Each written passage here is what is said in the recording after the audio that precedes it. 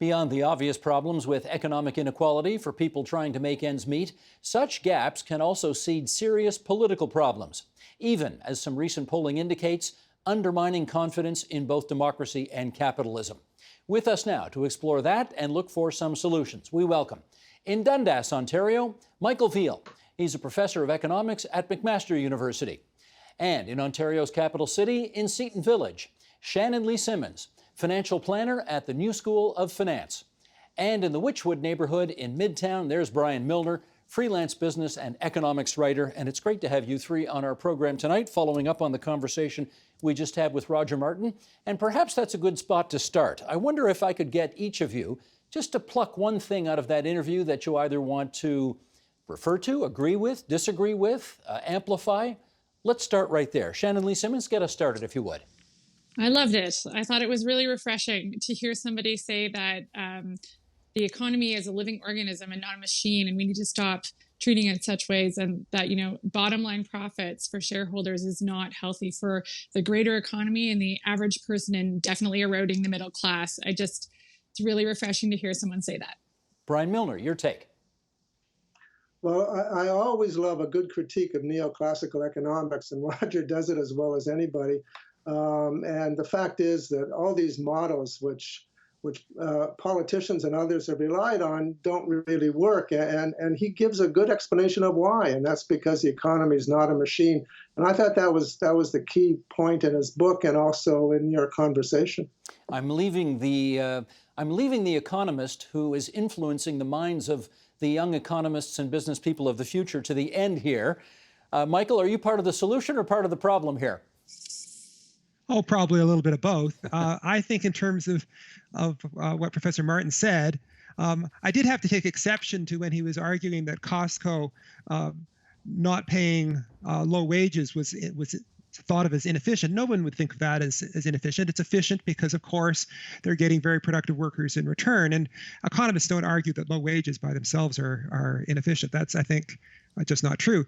But, more broadly, what I took away, and I actually had the benefit of reading the book as well, is that there is a very American part of this book, and that Canada is different in important ways. So in the interview, for example, he took the Bank Act of Canada as an example of something that Canada is doing right. There's lots of other examples, from the higher rate of voter registration to even the shout out to the teacher, Beth Grosso in Hamilton, Ontario, about how well she's doing.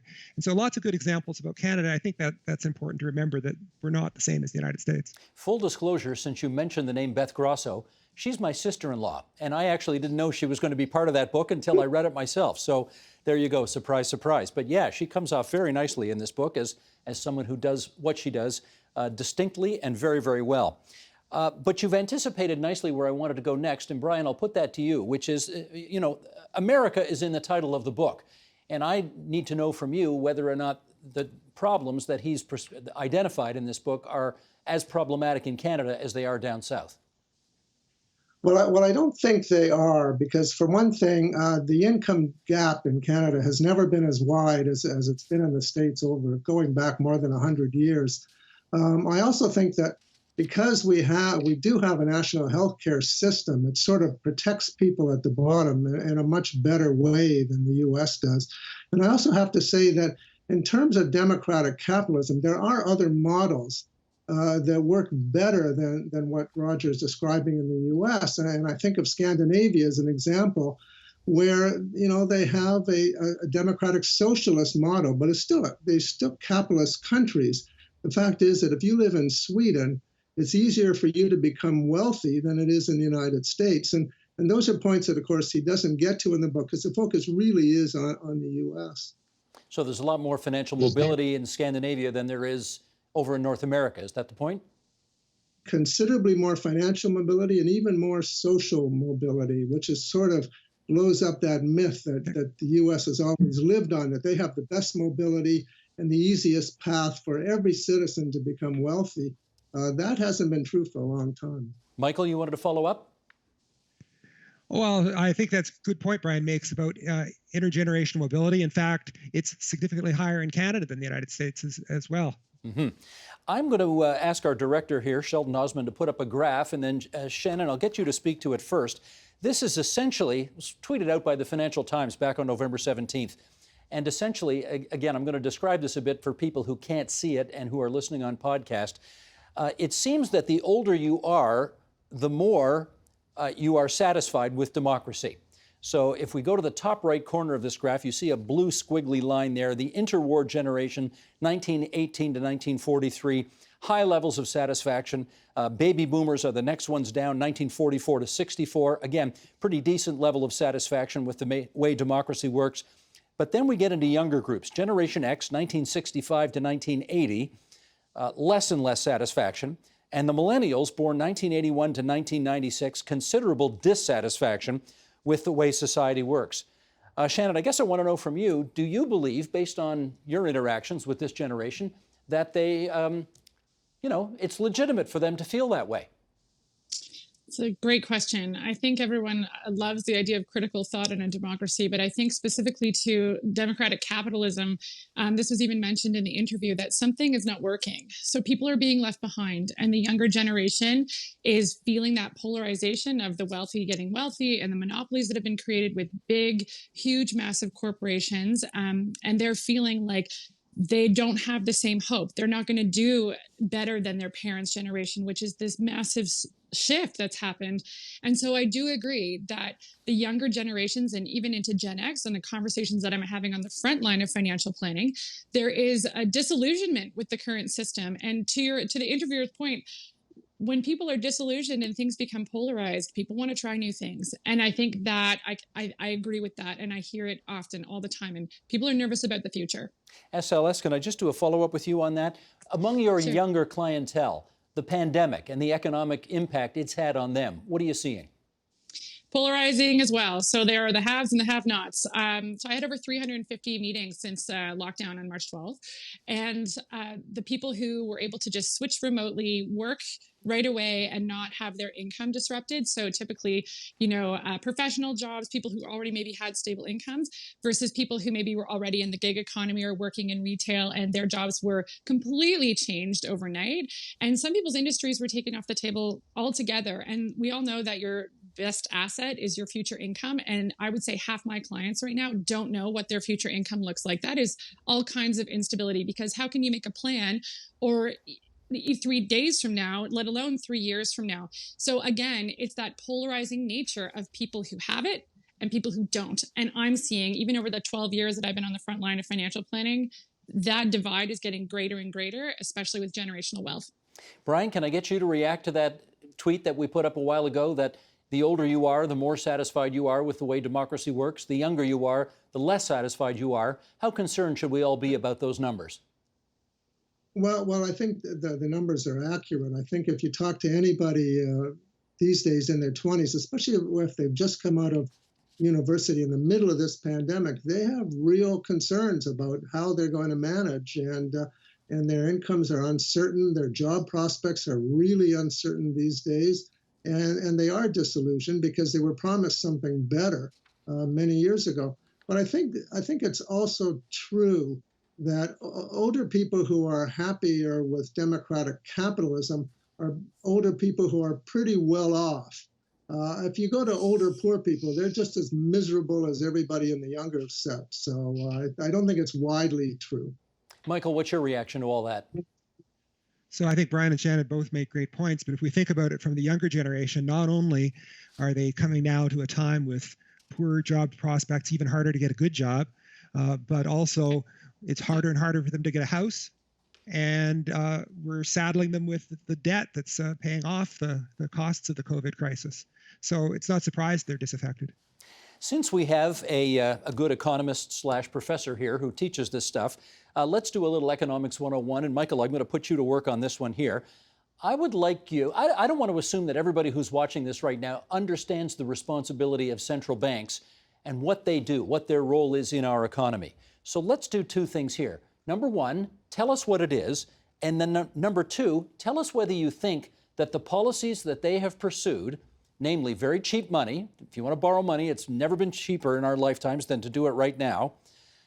It's great if you've got money. It's great if you can play the markets. It's great if you want to buy a house. But for a lot of people, it's leaving people behind. That's your assignment. Go. All right. So the first part about that is what the Bank of Canada does. And of course, they responded to this crisis, is always the case in an economic recession, by cutting interest rates. I think it can be overestimated how much it's what they did, and the market would have done some of this on its own, because every time the economy goes into a recession, interest rates are going to fall. They've gone very low, and that's supported a lot of economic activity. The Bank of Canada's mandate is to try to keep the inflation rate at 2%, so a stable rate of inflation. We're now below that, so they're going to pursue expansionary policy, because that higher rate of inflation will be part of an economy that's moving a little better than the economy is moving right now. The other thing that you mentioned, I mean, there was a lot there, but think about the housing market. Have we really made it easier for people to buy houses? What's happened, of course, is that interest rates are lower, and that helps.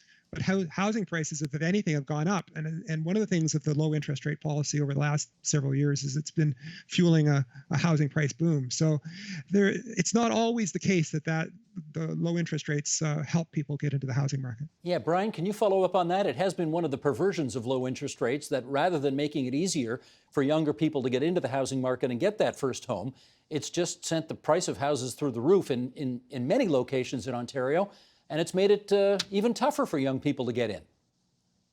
It is very true that it's very tough for first-time buyers, but it's been tough in the past when interest rates were very high, and young people had trouble scraping together down payments, and historically they've had to rely on parents or other people helping. There was a big second mortgage market that's still out there, but for people who already are in the housing market, low interest rates are helping them move up, and also they're moving out. They're leaving places that are very high cost, like Toronto and Vancouver. And lately, as the Globe has reported, there's been a flood of people moving into the Maritimes, not Maritimers, but people from Ontario who say, wait a minute, for $500,000, I can get a really great house in New Brunswick, and that'll cost me 4 times as much in Toronto.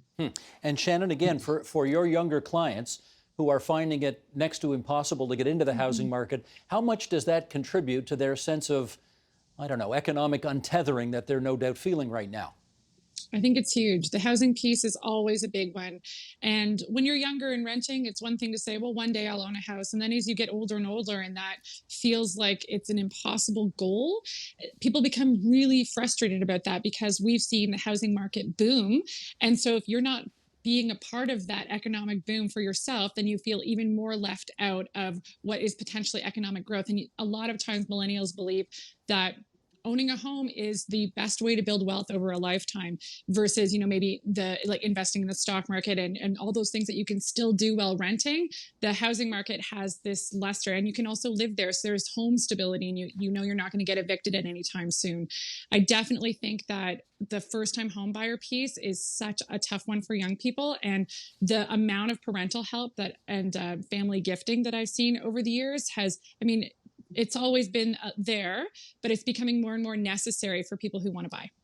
But if that's the case, then can we say that, I'm not doubting what you're saying, but I do want to follow up in as much as if the older generation is helping the younger generation get into the housing market, then maybe this issue of economic untethering isn't as significant as we think? I don't know. You tell me. Well, only some people have parents who can help. So Sure. think about all the people who are not benefiting from that generational wealth. So this is a class issue. This is a race issue. There's so many things that are fraught with the people who have it, keeping it, and giving it to their children, and a whole slew of other people who are left behind and left out. Michael, I want to, we touched on this a bit earlier, but I'd like to come back to it and maybe go into a little more depth here. This issue of social mobility. And we've established the fact, I guess, that Canada may be better than the United States on this, but the Scandinavian countries may be better than we are at it. As you look around the world, who's doing social mobility well right now, if anybody? Well, actually, Canada did it, in my view, very well, but it's probably deteriorating now. And the reason it's deteriorating is that some of the issues that have just been mentioned, that more and more it depends on whether you grew up in a family of means or whether you did not, because that gives you access to the housing market, that gives you access to certain sorts of educational opportunities and job opportunities. So I worry that this is what's fraying in the Canadian fabric, that the problem of social mobility is one that I think that we were in a pretty good place, but I'm not sure going forward we can stay there. Brian, does any social mobility happen at all during a pandemic? In other words, has it basically been status quo for the last 9 months? Well, I think that's one of the big issues. For one thing, people can't move around, and for another, the job market has become so uncertain across the country. When you had a case of a really struggling have-not area, people could move. People moved from the Maritimes to Toronto originally many years ago, and then they started moving west when the oil boom hit in Alberta. Those opportunities have pretty much dried up, and a lot of people who had moved are now moving back, and they don't have great job prospects even going back home. So I think it is a major factor. One of the criticisms I occasionally get in hosting this program is some people do say to me from time to time, boy, you spend a lot of time identifying problems and really, going into depth about what the problems are, but you don't spend enough time telling us how we're going to get out of these difficulties. So to those people who have that criticism, this is your moment, because we are going to spend the next 15 minutes talking about if in fact we've identified the problem correctly, as it seems we have, how we're going to get out of this mess. You've heard Roger Martin earlier in the program talk about all the different stakeholders involved and what role each of them has to play in getting us to a better place. So let's start there. What prospects, and Shannon Lee Simmons, why don't I go to you first on this? What do you see as being achievable of the solutions that Roger mentioned earlier in the program? I love when he brought in business executives and what they can do without chasing shareholder profit at the bottom line, and how that doesn't really work. And so I think I would love to see employers taking ownership over their employees, more, taking financial planning and financial wellness seriously, doing more employer plans. That's been proven to be one of the best ways to drive savings and wealth, is when it happens at source through your employer. So seeing that across the board, much more of that to help people save. I would also like to see wages go up, and not that efficiency at all costs. So paying fair wages, having benefit programs for people. I think there's so much that can happen at the employer level if we're not just always trying to cater to the shareholder at the end of the day. Can I do a quick follow-up with you on that, in as much as why would an employee not say to an employer who was genuinely trying to help with some financial planning and so on, why would they not say, mind your own damn business. Your job is to pay me. My job is to give you an honest day's work for that wage, and I don't want to hear anything more. Yeah. So I think if an employer is offering a company share plan where they do some sort of matching or they do automatic deductions, and an employee wants to opt out of it, I mean, it's a free world. So do your thing. But it has been proven over and over again that those who enroll in employee deduction programs end up saving more, because it happens before the money even hits your checking account, and it's automatic and it's happening behind the scenes. And if there's employer matching that goes along with that, as well as a benefit program, you're setting someone up for success in a way that without that, they have to do it all by themselves, and the wages are stagnating, and it's really hard. So I think that automated and automatic savings happening at the employer level would really make a huge difference. And in your experience, employees are open to that kind of advice? Oh, yeah. They are. I mean, most people brag about it. It's something at dinner parties, like, well, I've got a benefit plan. Do you? Like, I'm not kidding. Because I think that, back in the 70s and 80s, we had you could get the company pension plan. You were on the track, and you could be a company person. You just had to show up. And just to the interview as well, we were tied to economic growth and the average median wage. Well, that's not the case anymore. So I don't understand why people are always voting when it's like economic growth. Well, does economic growth serve you? Let's think about that before we vote. And let's think about that when you're choosing an employer. And the problem too is that I find the job market is tighter and tighter. And so people are more and more desperate to take whatever job they can. So the employers are getting more and more power. You mentioned two words there that I don't think I know what these are anymore. Dinner party? What's that? Yeah. Well, they're on Zoom now. Right. Oh, that. Okay, I get it. That I understand. Okay, let's go to Michael Veall on this one. From the prescriptions that you heard from Roger Martin, what do you think's achievable? Oh, there's a lot. His book, in fact, is very complex and it goes in lots of different directions. I sometimes worry a little that what might be achievable for some of the firms he chooses as examples that have done very, very well by pursuing these sorts of high wage, high productivity policies, whether that could be generalized to the economy as a whole. But I do think there is something there. I do think that one of the things that he really emphasizes in all his work is that the value of businesses being operated by sound business principles, trying to produce better products that better satisfy customers and not worrying so much about the gaming and the informational side. So I remember, for example, a review of one of his earlier books by Arianna Huffington, worried about that we've gone from an economy of making things to an economy of making things up. That is, that business leaders deceive, and that leads to serious problems with the way both the economy handled the previous recession in 2008 and as we go forward, where there needs to be more trust between workers and firms. Brian, in your view, what's achievable?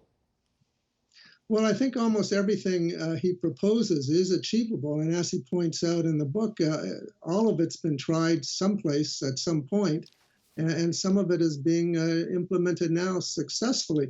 What I really liked is the fact that he's not proposing wide sweeping changes that would be politically impossible anyway, and which business would likely reject. He's proposing incremental things, and he's proposing some things that are long overdue. Like, for instance, his emphasis on antitrust toughness, which has sort of gone by the wayside. And in Canada, it's of course the Competition Tribunal that deals with that stuff.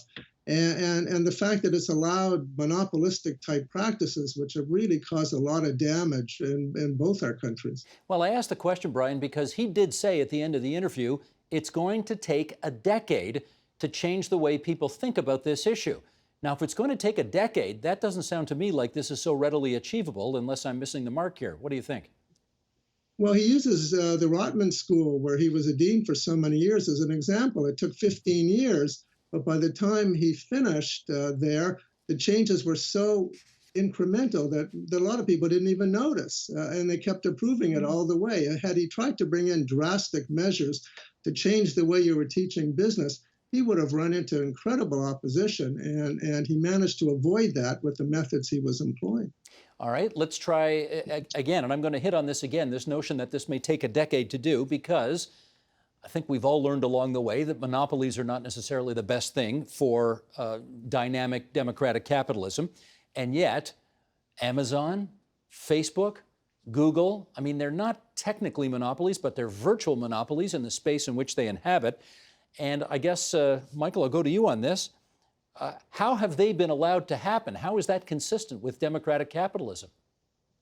Well, it is a challenge. And I do think that even as we think about a 10-year horizon, we shouldn't let short-termism, just the very short-termism we criticize corporate leaders for, we shouldn't let that govern our political process either. We do have to think in terms of 10 years or more.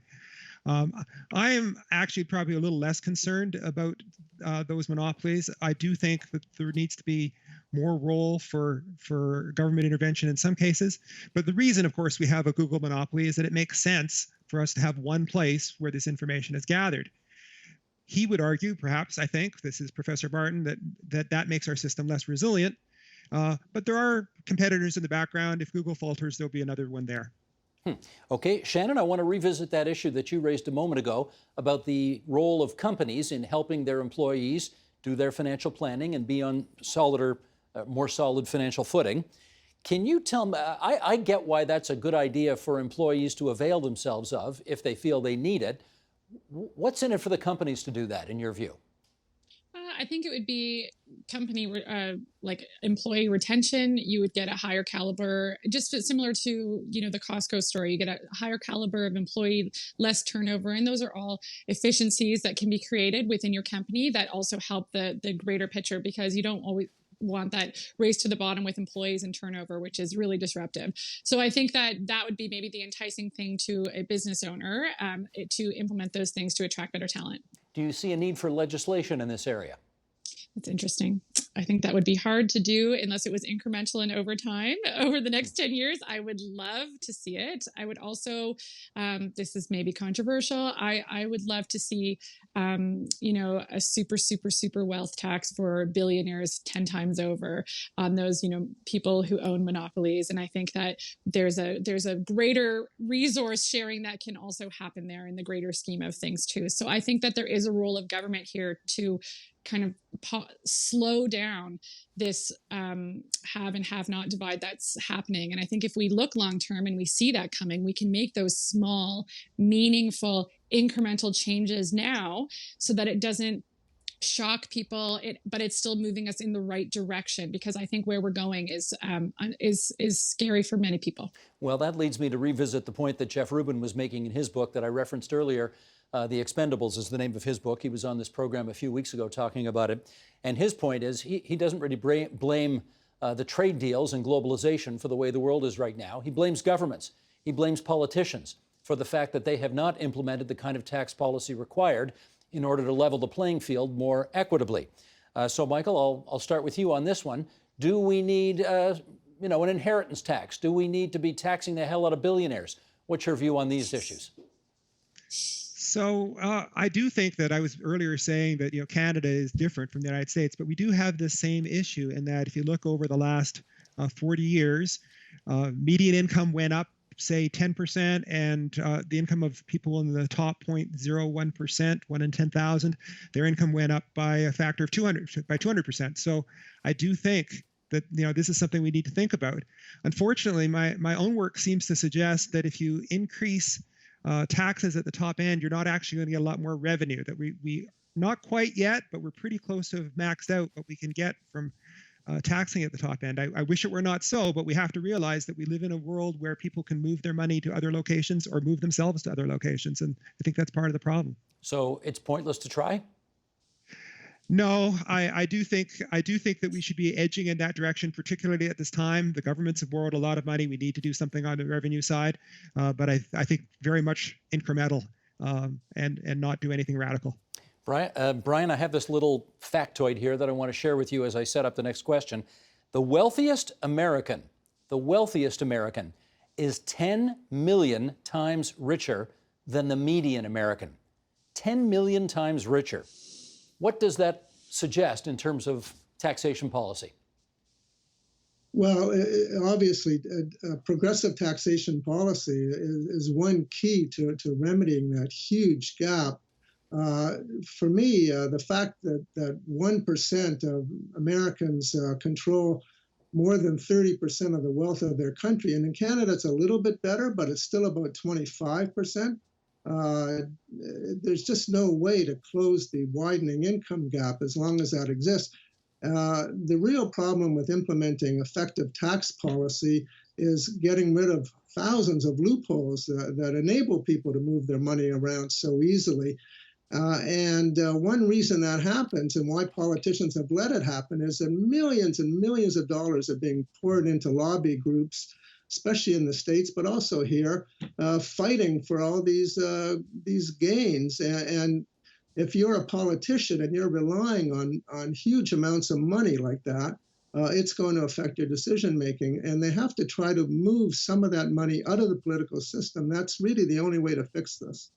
Yeah, but the reality is that lobbyists are going to be able to have at politicians more easily than Mr. and Mrs. Everyday Ontario is going to be able to have access to them. And certainly if you're making a financial contribution to a politician, you're going to be listened to even more. What do we do about this? That's true, but you could reduce the amount of money that pours into elections, for instance. You could restrict what donors can do, and you could certainly restrict how lobbyists operate.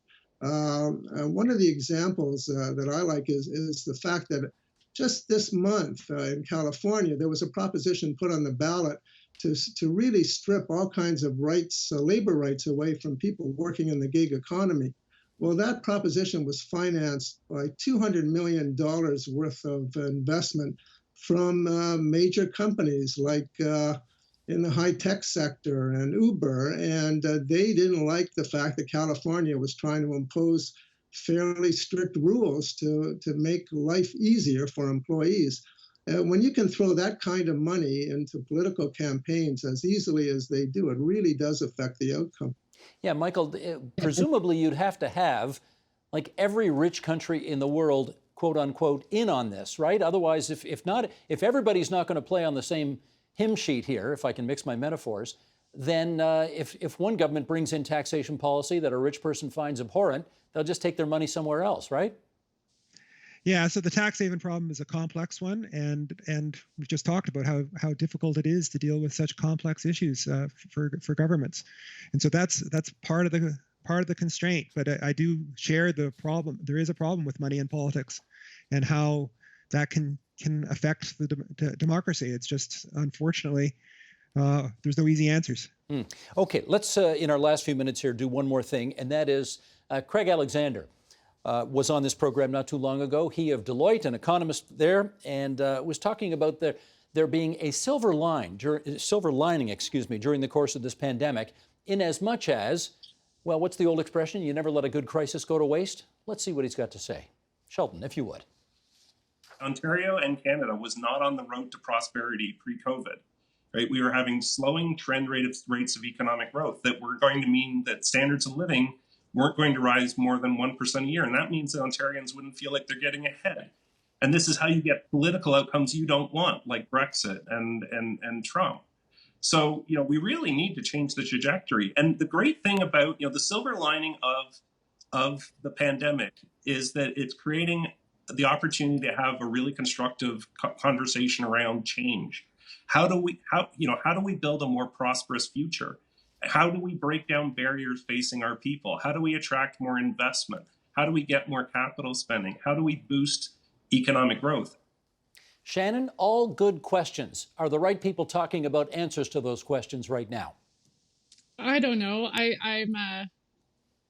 I think that, the endless pursuit of economic growth and assuming that is going to help the middle class and the average person is not accurate. As I agree with that. And so, whenever I hear someone saying this is for, economic growth and it's to help the average Ontarian, it's like, is the system currently helping the average Ontarian? I don't know. Sometimes I wonder if it's just the rich getting richer. And so I think we just need to separate that out. The economic growth piece, like what GDP is doing, is not necessarily going to affect your raise or your bonus at the end of the year or your job opportunities. And so if it is, great, but let's actually make sure that the individual takes some ownership and accountability too here for their elected politicians and say, who's actually going to help me at my kitchen table at the end of the day, and not necessarily just what the economic forecasts are. I mean, I have my honors degree in economics. I understand it. But at the end of the day, I'm much more about that macro picture or the micro picture and how that's impacting us on a daily basis. That's Shannon Lee Simmons. She's going to get the last word on today's program. She, a financial planner from the New School of Finance. Thanks as well to Brian Milner, the former senior economics writer and global markets columnist for the Globe and Mail, and Michael Veall, the professor of an academic director, at StatsCan Research Data Center, McMaster University, in what they used to call Dundas, but it's now all part of the beautiful city of Hamilton, Ontario, Canada. Thanks to the three of you for being on the agenda tonight. It's great to see you all. The Agenda with Steve Paikin is brought to you by the Chartered Professional Accountants of Ontario. CPA Ontario is a regulator, an educator, a thought leader, and an advocate. We protect the public. We advance our profession. We guide our CPAs. We are CPA Ontario. And by viewers like you. Thank you.